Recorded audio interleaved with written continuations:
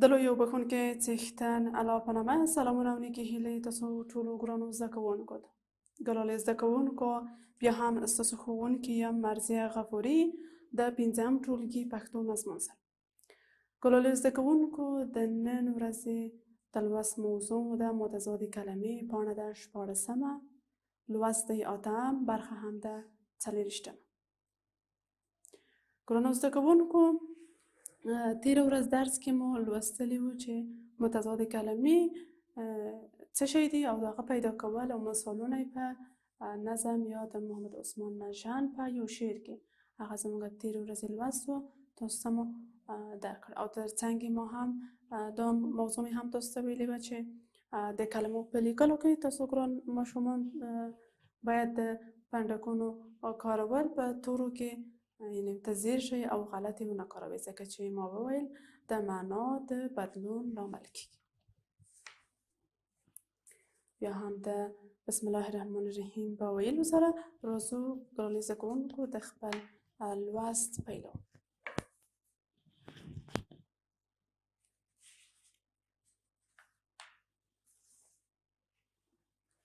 اتم لوست دی متضادې کلمې. متضادې کلمې تعریف هم کړی چې متضادې کلمې هغه کلمې دي چې د معنا له مخې یو د بل ضد وي.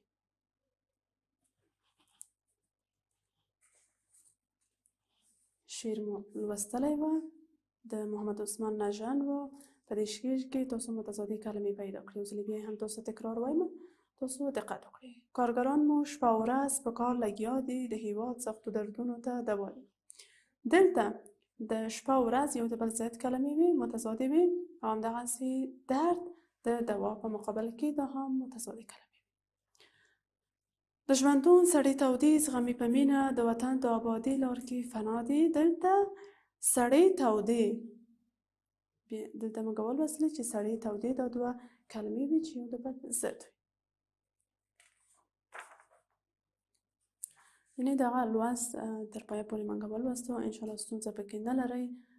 په دې تعریف کې مو ولوستل، متضادې کلمې تعریف کړئ، مثالونه یې هم تاسو ته ما کار وکړل، او د دې ترڅنګ تاسو ګلالي زده کوونکو خپله دغه متضادې کلمې په کتابچو کې لیکلی وي، لکه سړه، توده، شپه، ورځ، تور، سپین. دغه ټول مثالونه چې تاسو تیر لوست کې کار وکړل او ستونزه پکې انشاءالله نه لرئ. راځو نن بیا هم تاسو ته څو متضادې کلمې اول ښکاره کومه، بیا وروسته د هغه راځو د کتاب فعالیتونو ته. دلته وګورئ، دښمن، دوست. دلته دښمن د دوست په مقابل کې دا دوه متضادې کلمې دي، ځکه چې موږ متضادو کلمو تعریف ولوستو چې یو د بل ضد وي د معنا له مخې. دلته وګورئ ګلالي زده کوونکو، یوې موضوع ته تاسو ځیر شئ او تل یې په پام کې ونیسئ. هغه دا چې تاسو ګلالي زده کوونکي تل هڅه وکړئ چې هغه کوم تلفظ چې زه کوم او تاسو که لیکئ هغه سم ولیکئ، ځکه چې دلته وګورئ دښمن دلته ښین لیکل شوی دی. د ښین لیکل بڼه یو شکل ته ده، خو دغه توری او ځینې نور توري په ځینو سیمو کې په مختلفه توګه تلفظ کېږي. یعنې یوې سیمه کې دغه توری یو شان تلفظ کېږي، په بله سیمه کې بل شان ده. نو تاسو که چیرې زما آواز اورئ، تاسو ګلالي زده کوونکي په کندهار کې دا د شین په بڼه وایي، دشمن. او بیا هم هغه زده کوونکي چې په جلال آباد او دې سیمو کې دي، بیا دغه ګرانه زده کوونکي همدغسې دښمن وایي. خو تاسو دې ته په اندېښنه مه اوسېږئ چې زموږ ښوونکي داسې وایي، خو موږ داسې هېڅ پروا نه کوي. هر څوک خپله خپله لهجه لري، یعنې تاسو کولی شئ هغه څه چې ستاسو په لهجه کې دي هماغسې وایئ. خیر که زه تاسو په لهجه کې نه وایم، تاسو په خپله لهجه کولی شئ په خپله لهجې باندې یو متن ولولئ او یا هم ولیکئ، ځکه چې د په لهجه کې یعنې لیکلو بڼه یو شانته وي، خو لوستلو بڼه بیا فرق کوي. دلته وګورئ، ښه. ښه، دغه ښه په ځینې سیمو کې ښه وایي، په ځینو کې شه وایي. دلته راځئ د ښه په مقابل کې بله متضاده کلمه زه تاسو ته ولیکم. آفرین، بد. ښه او بد، شپه او ورځ، تور سپین، دا ټولې متضادې کلمې دي. لکه خوږ تریخ. انشاءالله تاسو ستونزه نه لرئ، دا دوه متضادې کلمې هم تاسو وپېژنئ. راځو دلته وګورئ، دلته هم یو یخنقاق دی، تور رنګ لري، دلته هم سپین. ما تاسو ته هم عکس یې راخیستی دی، انځور مې راخیستی او هم مې دغه دوه کلمې تاسو ته لیکلي دي، تور سپین. تاسو ځیر شئ انځور ته، تاسو کولی شئ دې ته ورته نور انځورونه را پیدا کړئ او یا هم نورې کلمې را پیدا کړئ، هغه په خپلو کتابچو کې ولیکئ او متضادو کلمو په توګه. ګلالي زده کوونکو بیا هم تاسو ته ځینې نورې کلمې دي دلته تاسو ته ښکاره کوم.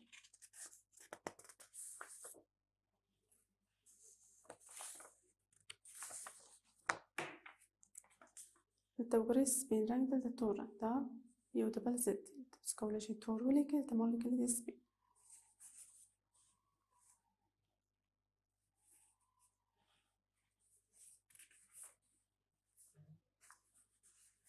راځو د کتاب فعالیتونو ته. په کتاب کې فعالیت دی، تاسو دلته وګورئ، وایي تاسې هم د دې چوکاټ په څیر په خپلو کتابچو کې یو چوکاټ جوړ کړئ او بیا د هرې کلمې په مخ کې ولیکئ. سم؟ یعنې چوکاټ جوړ کړئ. کله چې چوکاټ تاسو جوړ کړ او کلمې مې ولیکلې، بیا تاسو کولی شئ هغه یو د بل سره په مقابل کې ولیکئ، یعنې ګډوډ یې ولیکئ یا بیا یې ترتیب کړئ، یا هم یو ردیف کې ولیکئ، بل یې هم تاسو را پیدا کړئ. سم دی؟ دلته وګورئ سپین په مقابل کې تور. دلته مثال په بڼه تاسو ته راوړی دی، یعنې تاسو کولی شئ د دې ته ورته، یعنې وګورئ ډېر، د ډېر په مقابل کې باید کومه کلمه ولیکو چې دلته متضاد معنا ترې واخلو. آفرین، ډېر. دلته وګورئ ډېر لږ، یعنې دغه کلمه د دې په مقابل کې راغلي، یو د بل ضد ده. د معنا له مخې وګورئ، معنا له مخې هم یو د بل ضد راغلی. بیا هم وګورئ غښتلی، غښتلی، یووالی، ښکلا. دلته وګورئ تاسو یو د بل په مقابل کې راغلی، یعنې تاسو داسې معنا دلته د کلمو ولیکئ چې یو د بل ضد وي. دلته وګورئ ډېر لږ، غښتلی، یووالی، ښکلا. تاسو ځیر شئ دلته، ما تاسو ته څو کلمې د مثال په توګه راخیستې، تاسو نورې کولی شئ په کور کې په خپلو کتابچو کې ولیکئ، لکه سپین، تور، ښکلا، بدرنګ، ډېر لږ، یو د بل ضد دي. تاسو کولی شئ دغه د چوکاټ کلمې چې کومې دي د دې شانتې چې ما تاسو ته دلته مثال په توګه کار کړی، تاسو همدغسې په خپلو کتابچو کې ډېر ښایسته منظم یې ولیکئ او یو د بل ضد کلمې ورته پیدا کړئ. راځو ګلالۍ زده کوونکو د کتاب بل فعالیت ته. دلته تاسو ګورئ وایي د لاندې جملو د نښه شوو کلمو ضد په چوکاټ کې ولیکئ، پیدا کړئ او د جملو ترڅنګ یې په خپلو کتابچو کې ولیکئ. ما تاسو ته ویلي دي انشاءالله دا کار تاسو کوئ.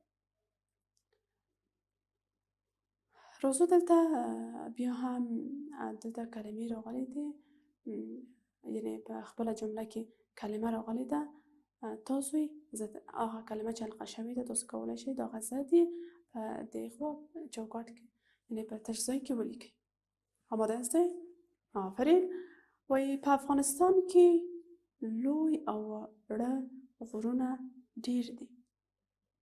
ګورئ لوی او واړه، دا هم یو د بل ضد ده او دلته د ډېر په مقابل کې کومه کلمه ولیکم چې ضد معنا ورکړي؟ آفرین. ګلالۍ زده کوونکي وایي چې کم. آفرین، دلته مثال یې لیکلی دی کم. راځئ دغه نورو ته یې ځیر شو. دغو غرونو زموږ هېواد ښکلی کړی دی. دلته د ښکلي په مقابل کې زه کومه کلمه ولیکم چې ضد وي؟ آفرین. ګلالۍ ماشومان وایي بدرنګ. باید دلته ولیکو. زموږ په هېواد کې لوی غرونه هم ډېر دي. دلته وګورئ که چیرې دغه کلمې د لوی کلمې په ځای زه یوه بله کلمه ولیکم د دغې جملې معنا بیخي تغیره کېږي.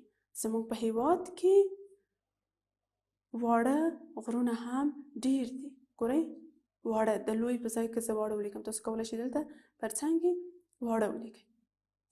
زموږ د هېواد غرونه مو ته ډېره ګټه لري. ګورئ یعنې د ګټې مقابل کې بله کومه کلمه دلته باید ولیکو چې که چیرې د ګټې پر ځای موږ په دې جمله کې وکاروو معنا یې به ضد شي، یعنې د دې څخه ضد معنا اخلي. کومې به؟ آفرین ګلالۍ زده کوونکي وایي تاوان. ګټه لري تاوان لري. موږ تاسو خو پوهېږو چې زموږ د هېواد غرونه موږ ته ډېره ګټه لري، خو دلته زموږ هدف زموږ منظور د متضادو کلمو دي. یعنې موږ د جملو په معنا محتوا باندې دلته بحث نه کوو چې آیا دغسې تاوان لري یا ګټه لري. موږ دلته منظور دا دی چې دغه متضادې کلمې باید پوه شو. د متضادو کلمو چې دلته ډېر په مقابل کې کم و، دلته ښکلي په مقابل کې بدرنګ، لوی وړ په مقابل کې هم واړه، د ګټې په مقابل کې هم تاوان. چې انشاءالله دغه فعالیت هم تاسو کار کړی دی ګلالۍ زده کوونکو. تاسو څه کوئ؟ اوس دغه فعالیت په کتابچو کې ولیکئ. بیا په مقابل کې چې ما تاسو دغه کلمې وویل دغه تاسو دې ځای کې لکه دغه مثال په ډول تاسو ولیکئ. ځکه چې ګلالۍ زده کوونکو دغه اوس چې تاسو زما اواز اورئ او لوستم زده دی، دغه موضوع یا دغه کار کولی شئ. خو که خدای مه کړه دغه کار تاسو اوس دغه فعالیت ترسره نه کړئ، پرېږدئ بل وخته، بیا تر هغه پورې ستاسو دغه کوم معلومات هم چې زده کړي دي هغه ستاسو نه هېرېږي، بیا نشئ کولی چې دا کار وکړئ او په ازموینه کې تاسو له ستونزو سره مخامخ یئ. ګلالۍ زده کوونکو دغه فعالیت تاسو په کتابچو کې کار وکړئ او راځئ تاسو ته کورنی کار در کومه، هغه هم تاسو په خپلو کتابچو کې کار وکړئ.